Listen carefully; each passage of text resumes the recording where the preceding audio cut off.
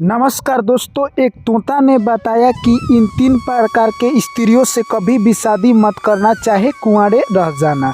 जी हाँ दोस्तों, आखिर वो 3 प्रकार की कौन सी स्त्री है जिनसे हमें शादी नहीं करना चाहिए। चलिए दोस्तों, आज की कहानी को समझते हैं। जो भी मेरे प्यारे साथी भाई एवं बहन और दर्शकगण चैनल पर पहली बार आए हैं, आप लोगों से हाथ जोड़कर गुजारिश है, कहानी को पूरा अंत तक जरूर सुनिएगा। चलिए दोस्तों, कहानी को शुरू करते हैं। एक बार की बात है, एक छोटा सा वृक्ष था, उसी पर तोता और एक तोती बैठे हुए थे। तभी तोता तोती से कहता है कि हे तोती, आजकल के ज़माना में औरतों पर विश्वास करना बहुत मुश्किल हो गया है, क्योंकि औरतें बहुत धोखा दे रही है। तभी तोती कहती है कि ऐसा आप क्यों बोल रहे हैं। तभी उसके बाद तोता कहता है कि तुम ऐसे नहीं समझोगी, मैं तुम्हें एक छोटा सा कहानी सुनाता हूँ, तब तुम्हें पता चलेगा कि आखिर ऐसा आजकल क्यों हो रहा है। उसके बाद दोस्तों तोती कहती है कि ठीक है, आप कहानी को शुरू कीजिए। उसके बाद तोता कहता है कि देखो, एक प्यारा सा गांव था। उस गांव में 3 दोस्त रहा करते थे, जिसमें से एक राजा का लड़का था, दूसरा बनिया का लड़का था और तीसरा एक किसान का लड़का था। यानी तीनों आपस में दोस्त थे और तीनों काफ़ी चालाक थे। एक दिन राजा का लड़का कहता है कि हम चलेंगे अपने ससुराल अपने पत्नी को लाने के लिए। तभी दोस्तों उसके बाद किसान और बनिया का लड़का कहते हैं कि हम लोग क्या करेंगे। तभी उसके बाद राजा का लड़का कहता है कि तुम लोग मेरे साथ चलना, हम अपने पत्नी को लेकर आ जाएंगे। और एक दिन की तो बात है, आप लोग कहीं यानी कहे तो सराय देखकर उसी में ठहर जाना। इस तरह से तीनों दोस्त मान जाते हैं और अगले दिन राजा के लड़के के ससुराली चल देते हैं। जाने में काफ़ी समय लगता है। कुछ दिनों के बाद वो लोग पहुंच जाते हैं और उसके बाद राजा का लड़का अपने ससुराल चला जाता है। उसके बाद कहे तो जो बनिया का लड़का और किसान का लड़का था, उन दोनों ने यानी एक सराय तलाश करने लगी। जैसे ही उनको सराय दिखाई देती है, उसमें एक काफ़ी सुंदर औरत खड़ा थी। तभी उसे देखकर कहे तो किसान के लड़का उसके पास चला जाता है और बनिया के लड़का से कहता है कि आज की रात्रि मैं इसी सराय में बिताऊंगा। इस तरह से दोस्तों यानी कहे तो वो बनिया का लड़का काफ़ी तेज़ था, वहीं पर बैठ जाता है और देखता है कि एक बूढ़ी माँ आती है और कहती है कि तुम लोग इस सराय में अगर रात्रि बिताते हो तो तुम लोग कल जिंदा बच पाओगे या नहीं, इसकी कोई गारंटी नहीं है। तभी दोस्तों उसके बाद बनिया का लड़का कहता है कि आखिर इसमें क्या है बूढ़ी माँ। तभी बूढ़ी माँ कहती है कि तुम नहीं जानते हो, तुम्हारा तो दोस्त चला गया है और बोल रहा है कि इसी में आज मैं रात्रि बिताऊंगा। इस तरह से उसका कल तक बचना बहुत मुश्किल हो सकता है। तभी दोस्तों आपको बता दें, यानी उस बूढ़ी माँ से वो बनिया का लड़का सारा कहानी पूछ लेता है। तभी बूढ़ी माँ उसको यानी कहे तो सारा उस सराय की कहानी बता देती है। कहती है कि इस सराय में जो औरत रहती है वो रात में नागिन बनती है और जो भी जाता है उसको डस लेती है, यानी उस तरह से उसकी मृत्यु हो जाती है। यह सब बात सुनकर बनिया का लड़का डर जाता है। तभी बनिया का लड़का अपने मन में प्रण लेता है कि मैं अपने दोस्त को बचाऊंगा। इस तरह से दोस्तों बूढ़ी माँ से सभी बात जान लेता है और उस कहे तो बेश्या के रूम में प्रवेश कर जाता है और जाकर एक कोने में छुप के खड़ा हो जाता है। जैसे ही रात्रि के 12 बजते हैं, वो बेश्या नागिन का रूप धारण करती है और जैसे ही किसान के लड़के को डसने वाली थी, तब तक वो डंडा निकलता है और उस नागिन को मार देता है और मारकर सीधे वहाँ से निकल जाता है। जैसे ही आगे जाता है तो देखता है कि एक औरत भागी भागी कहीं पर जा रही थी। तभी उसका पीछा करने लगता है और वो औरत एक साधु बाबा के पास जाती है और जाकर बोलती है कि आज के बाद मैं आपसे मिलने नहीं आऊँगी। इस तरह से वो महात्मा कहते हैं कि आखिर क्यों। तभी वो कहती है कि मेरा पति आ गया है और मुझे लेकर आज के बाद वो अपना घर चला जाएगा और मैं आपसे मिलने के लिए नहीं आऊँगी। इस बात को सुनकर वो महात्मा काफ़ी गुस्से में आ जाते हैं और कहते हैं कि तुम तो मुझसे डेली मिला करती थी, परंतु ऐसा क्यों। तभी वो कहती है कि मैं अपने घर जा रही हूँ। इतने में महात्मा काफ़ी क्रोध में आ जाते हैं और उस औरत का नाक काट लेते हैं।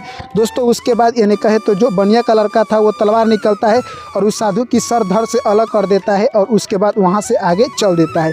तभी एक मंदिर में जाता है तो देखता है कि वहाँ पर कुछ चोर एक राजा के पुत्री को बलि देने की बात कर रहे हैं। तो तभी उसमें से एक चोर कहता है कि हम लोग सुबह में इसकी बलि देंगे। इस तरह से अब वो सोचता है कि मेरे साथ आखिर ऐसा क्यों हो रहा है, हर जगह मारपीट क्यों हो रहा है। तभी वो इसी बात को सोच रहा था और सोचता है कि मैं इस राजा के लड़की को ज़रूर बचाऊंगा। दोस्तों वो चोर एक ऐसी आवाज़ निकालता है जैसे कि लगता है कि पुलिस की गाड़ी आ गई। और इस बात को सुनकर एक एक चोर मंदिर के बाहर आते हैं देखने के लिए।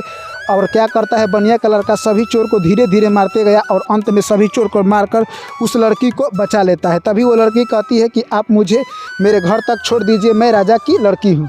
इस तरह से वो यानी कहे तो बनिया का लड़का सोचता है कि मैं इसको ज़रूर इसके घर तक छोड़ूंगा और उसे लेकर चल देता है। रात्रि में ही उसके घर पहुँच जाता है। तभी दोस्तों देखता है कि यानी वहाँ पर कुछ सिपाही थे और जो कि सोए हुए थे। इस बात से उसे कुछ वाकिफ़ नहीं था, परंतु जो राजा की लड़की थी उसका थोड़ा सा नियत डोल जाता है और कहता है कि आपने मेरी जान बचाई है, अब मैं आपसे ही शादी करूंगी। तभी वो बनिया का लड़का कहता है कि ऐसा नहीं होता है, मैंने आपका जान बचाया जरूर है, परंतु मैं आपसे शादी नहीं करूंगा। इस तरह से दोस्तों यानी कहे तो बनिया का लड़का अब मुसीबत में फंस जाता है और राजा की लड़की जोर से चिल्लाने लगती है। वहाँ के सारे सिपाही जाग जाते हैं और कहती है कि ये मुझे छेड़ रहा है। इस तरह से उसे कारावास में डाल देते हैं। जैसे ही अगले दिन सुबह होता है दोस्तों, तीनों दोस्त एक ही जेल में पड़े हुए थे, क्योंकि इसे राजा के लड़की के छेड़खानी में जेल में डाल दिया जाता है और उसका जो दोस्त था वो यानी कहे तो बेश्या के मारने के जुर्म में जेल में चला गया था। और जो राजा का लड़का था उसकी जो पत्नी थी आती है और अपने पति पर अंजाम लगा देती है। यानी तीनों एक ही जेल में पड़े थे। तभी तीनों सोचते हैं कि आखिर हम लोग क्या किए हैं कि तीनों एक ही जेल में आ गए हैं। दोस्तों जो बेश्या को मारा था उसे तो पता ही नहीं चलता था कि आखिर बेश्या को किसने मारा है। इस तरह से राजा अगले दिन सभी को दरबार में पेश करते हैं और कहते हैं सबसे पहले उस किसान के लड़के से कि तुमने बेश्या को क्यों मारा है। तभी उसे कुछ पता नहीं था और कुछ नहीं बोलता है। तभी दोस्तों वहीं पर बनिया का लड़का कहता है कि मैं क्षमा चाहता हूँ, बेश्या को इसने नहीं, बेश्या को मैंने मारा है। तभी राजा कहते हैं कि तुमने आखिर ऐसा काम क्यों किया। तभी दोस्तों वो कहता है कि बेश्या एक नागिन है जो उसके साथ सोता है, उसको डस लेती है, ऐसा ही ये काम किया करती थी। अगर आपको विश्वास नहीं है तो जाइए देख लीजिए उसके घर में। राजा मंत्री को भेजते हैं और जाकर देखता है तो बात सच निकलता है। उसके बाद यानी कहे तो उस किसान के लड़के को छोड़ दिया जाता है। तभी दोस्तों उसके बाद राजा उस राजकुमार से पूछते हैं कि तुमने अपने पत्नी का नाक क्यों काट दिया। तभी वो भी कुछ नहीं बोलता है क्योंकि उसने तो नाक काटा नहीं था। तभी दोस्तों उसके बाद फिर वो बनिया का लड़का कहता है कि मैं बताता हूँ, जब मैं उस बेश्या को मारकर आगे निकल रहा था तभी इसकी पत्नी एक साधु से मिलने के लिए जाती है और उससे कहती है कि आज के बाद मैं नहीं मिलूँगी। तभी साधु ने इसका नाक काट दिया। उसके बाद मैंने गुस्से में आकर उस साधु का सर धड़ से अलग कर दिया। अगर आपको विश्वास नहीं है तो गाँव के बगल में झोपड़ी है, वहीं पर जाकर आप सैनिक को भिजवा कर देख लीजिए। इस तरह से राजा यानी कहे तो सिपाही को भिजवा देते हैं और देखते हैं तो साधु का सर काटा हुआ था, तो बात सच होता है। उसके बाद यानी कहे तो उस राजा के लड़के को भी वो राजा छोड़ देते हैं। इस तरह से राजकुमार बच जाता है। तभी राजा कहते हैं कि तुमने मेरे लड़की के साथ छेड़खानी करने का आखिर हिम्मत कैसे किया। तभी वो कहे तो दोस्तों यानी बनिया का लड़का कहता है कि आपके लड़की के साथ कोई छेड़खानी करे, ये कैसे हिम्मत हो सकता है।